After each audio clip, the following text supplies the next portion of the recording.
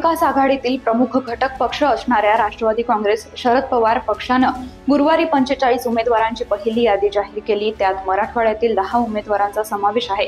त्यात 9 निष्ठावंतांसह एका अयात उमेदवाराला तिकीट दिलं आहे। काय आहेत शरद पवार यांच्या पक्षाची मराठवाड्यातील गणितं, जाणून घेऊयात मिशन पॉलिटिक्स मधून। नमस्कार, मी समीक्षा। अहमदपूर इथून माजी मंत्री विनायक पाटील, उदगीरहून माजी आमदार सुधाकर भालेराव, भोकरदन इथून चंद्रकांत दानवे, घनसावंगी इथून राजेश टोपे, किनवटहून प्रदीप नाईक, वसमतहून जयप्रकाश दांडेगावकर, जिंतूरहून विजय भांबळे व केजहून पृथ्वीराज साठे यांना उमेदवारी जाहीर झाली आहे।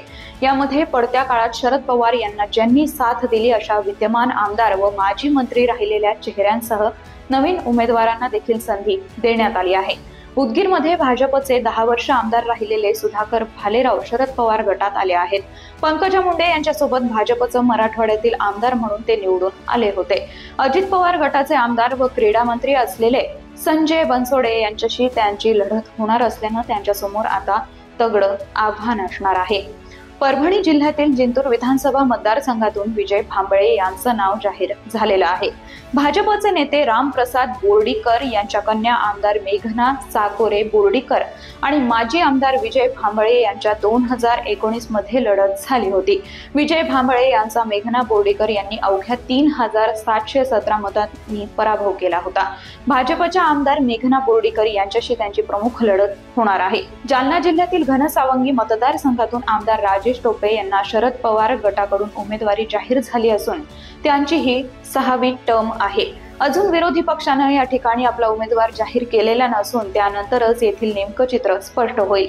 2019च्या विधानसभा निवडणुकीत त्यांना 1,07,849 मतं पडली होती। बीड जिल्ह्यातील केज मतदारसंघात शरदचंद्र पवार गटाकडून पृथ्वीराज साठे यांना उमेदवारी जाहीर झाली आहे। मागच्या निवडणुकीत त्यांचा भाजपच्या उमेदवार आमदार नमिता मुंदडा यांनी 32,909 मतांनी पराभव केला होता।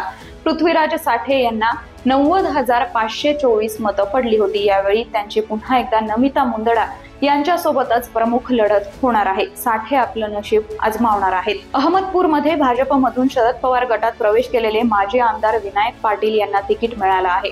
त्यांची लढत अजित पवार गटाचे विद्यमान आमदार बाबासाहेब पाटील यांच्याशी होणार आहे। अपक्ष आमदार ते राज्यमंत्री असा प्रवास केलेले विनायक पाटील यांचा मतदारसंघावर पकड आहे।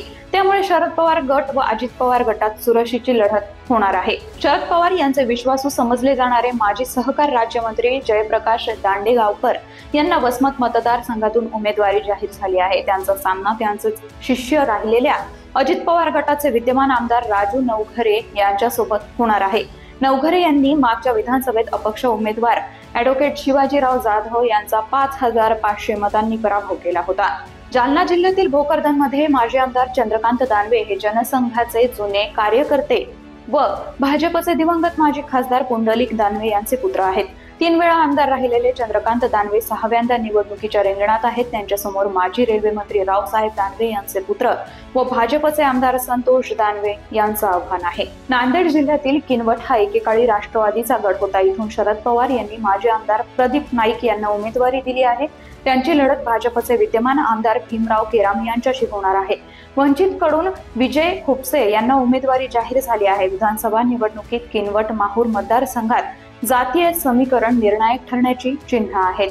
बीड जिल्ह्यातील आष्टी पाटोदा मतदारसंघातून शरद पवारांनी राष्ट्रवादी युवा काँग्रेसचे प्रदेशाध्यक्ष मेहबूब शेख यांना संधी दिली आहे।